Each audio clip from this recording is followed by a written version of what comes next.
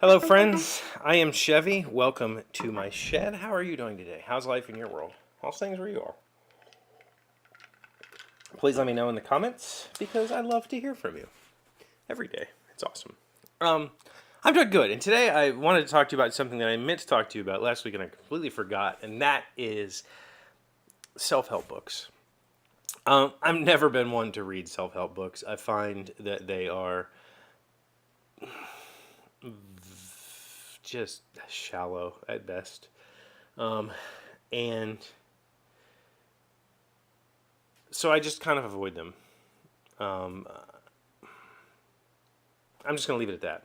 But I heard quite a few people recently that I admire and listen to and watch on YouTube and elsewhere mention a particular self-help book that I guess came out a while ago, and it's called Eat That Frog.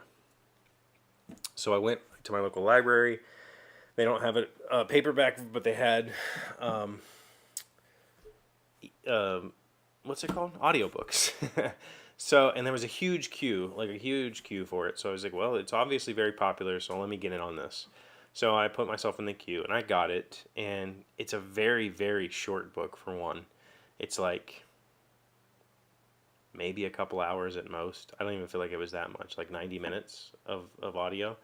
Like a very short book. It's narrated by the author, and surprise, it's just, there's no substance to it at all. And that's the way that I feel about all of these books. It's like, oh, you could do this, or you could do that. Imagine if you had this much. Imagine if you had that much. And I'm not being fair completely. I mean, the author makes some valid points that I definitely agree with when I assess my time in my life. And one of those is that there's no such thing as free time. And I agree with that completely. But I feel like the problem that I have with these types of books is they just kind of say, you could do this to make your life better. But they never give you any actual action points. They never say, like, go do this. Like, practice this, do that, do this, write that, say this, whatever. Give you any actionable items. It's always just like, get yourself in the right frame of mind. Cool, you wrote that sentence. Now tell me how to do it, because that's why I'm here. And it bothers me. And so I really don't have a strong opinion about this particular book. I think that as much of this few self-help books I've ever read, this one had at least some content in it that I was like, okay, this guy makes some sense, brings up valid points.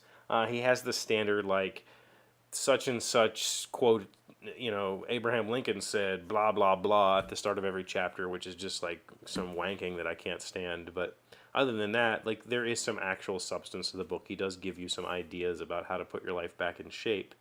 But it's ultimately, all of these books just be like, I can't tell you what to do, so you got to figure it out on your own. Well, if I knew that, I wouldn't be reading the self-help book. So really what I'm asking you is, I'm interested in trying to find a self-help book that is not empty.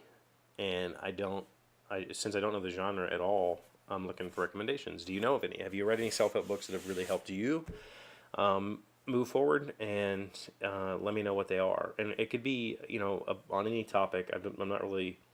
I'm not actually looking for self-help right now. I'm interested in the material.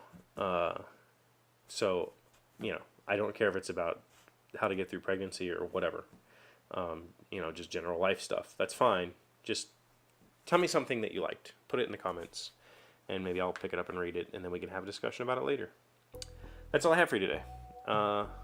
Thank you. Thank you for being here as always. Thank you for liking, commenting, subscribing, being amazing friends and wonderful people. I appreciate you, and I will see you tomorrow. Hey, Doc, wait! I want to ask you something. Today's random fact comes from Wikipedia. What mountain range runs through Pennsylvania? Blue Mountain is a ridge that forms the eastern edge of Appalachian Mountain Range in the U.S. state of Pennsylvania. It cuts across the eastern half of the state from New Jersey to Maryland, providing a distinct boundary between a number of Pennsylvania's geographical and cultural regions.